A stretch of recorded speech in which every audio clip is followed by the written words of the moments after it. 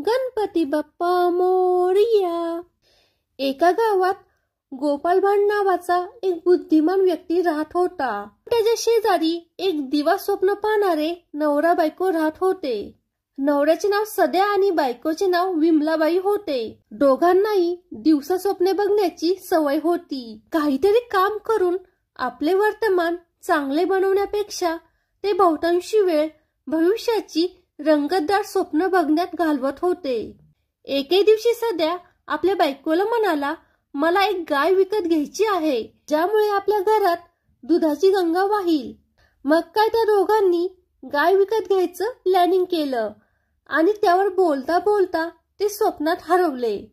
त्यांनी विचार केला, जर आपण पैशाची सेव्हिंग सुरू केली तर काही दिवसांनी ते एक गाय विकत घेतील। पण त्यांची खरी परिस्थिती ही होती की त्यांच्याजवळ पैसे कमी होते।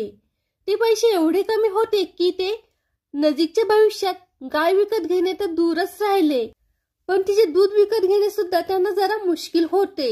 पण स्वप्न बघायला थोडीच पैसे लागतात। त्यांचे स्वप्न सुरू झाले। बायको म्हणाली, लवकरच आपण एक चांगली दुधारू गाय विकत घेऊ। भले तिची किंमत जास्त असली तरी काही हरकत नाही, पण चांगली गाय घेऊ। ती काळ्या रंगाची असेल आणि त्या गायीचे नाव आपण शेवंती ठेवू। सद्या म्हणाला, आपण लवकरात लवकर शेवंतीसाठी एक गोठा बांधू। बायको लगेच म्हणाली, तिला आंघोळ घालण्यासाठी बादली आणि शेवंतीचे दूध काढून ठेवण्यासाठी मडकी घेऊ। हाच विचार करत ती दुसऱ्या दिवशी बाजारात गेली आणि तिथे चांगली मडकी शोधली आणि दुकानदाराशी घासाघीस करून 6 मडकी विकत घेऊन आली। संध्याकाळी सद्या जेव्हा कामावरून घरी परत आला तेव्हा तिने ती मडकी सद्याला दाखवली। ती म्हणाली, अहो, पहिल्या मडक्यात आपण शेवंतीचे निरसे दूध ठेवू, दुसऱ्या मडक्यात आपण दही ठेवू, तिसऱ्या मडक्यात लोणी ठेवू, चौथ्या मडक्यात ताक ठेवू आणि 5व्या मडक्यात लोण्यापासून बनवलेले तूप ठेवू। हे ऐकून सद्या खूपच खुश झाला, कारण एका गायीपासून त्यांना एवढं काही मिळणार होतं। परत त्या दोघांचे शेवंती पुराण सुरू झाले। शेवंतीला असं ठेवायचं तसं ठेवायचं वगैरे वगैरे। बायको म्हणाली, मी रोज शेवंतीला आंघोळ घालेल, तिला खायला चांगला चारा टाकेल, मग ती 2 टाइम चांगले दूध देईल। सद्या म्हणाला, मी रोज तिच्यासाठी चांगला चारा घेऊन येईल आणि तिचे उरलेले दूध तूप आपण विकत जाऊ, म्हणजे आपण लवकरच श्रीमंत होऊ। तेवढ्याच सद्याने 6वे मडके पाहिले आणि बायकोला विचारले, हे 6वे मडके कशासाठी आणले आहेस? बायकोने उत्तर दिले, त्या मडक्यात थोडेसे दूध टाकून मी माझ्या बहिणीच्या घरी देऊन येईन। हे ऐकताच सद्याला खूपच राग आला, कारण सध्याचा आपल्या मेहुणीशी 36चा आकडा होता, त्याचं तिचं बिलकुल जमत नव्हतं। तो ओरडत म्हणाला, मला न विचारता तुझ्या बहिणीला दूध द्यायचा तू विचार तरी कसा केलास? बायको चिडून म्हणाली, तुम्हाला विचारायची काय गरज आहे? मी रोज तिला आंघोळ घालते, खायला घालते, पाणी पाजते, रोज तिचं दूध काढते, म्हणून उरलेल्या दुधाचे मी काही करू शकते। हे ऐकताच सद्या रागाने लालबुंद झाला आणि मोठ्याने म्हणाला, तू जे पैसे वाचवले आहेत ते माझ्या मेहनतीच्या कमाईचे आहेत। मी रोज शेवंतीसाठी घास कडवळ कापून आणतो आणि तू माझ्या कष्टाचे फळ तुझ्या मूर्ख बहिणीला देऊ इच्छिते। तिने तर आतापर्यंत 1 रुपया पण आपल्याला दिला नाही। अशा प्रकारे बराच वेळ त्या दोघांचे भांडण चालले होते। मग शेवटी सद्या खूपच चिडला आणि त्याने एक एक करून सारी मडकी फोडली आणि म्हणाला, आता बोल, दूध कशी घेऊन जाशील? गोपाळभांडे बराच वेळ झाले त्या दोघांचे भांडण ऐकत होते। मग त्यांना काही राहवलं नाही। मग त्यांनी विचारले, तुम्ही दोघेजण का भांडत आहात? सद्या म्हणाला, ही बाई तुझी वहिनी आमच्या शेवंतीचे उरलेले दूध तिच्या बहिणीला देऊ इच्छिते। गोपाळभांडे विचारले, ही शेवंती कोण आहे?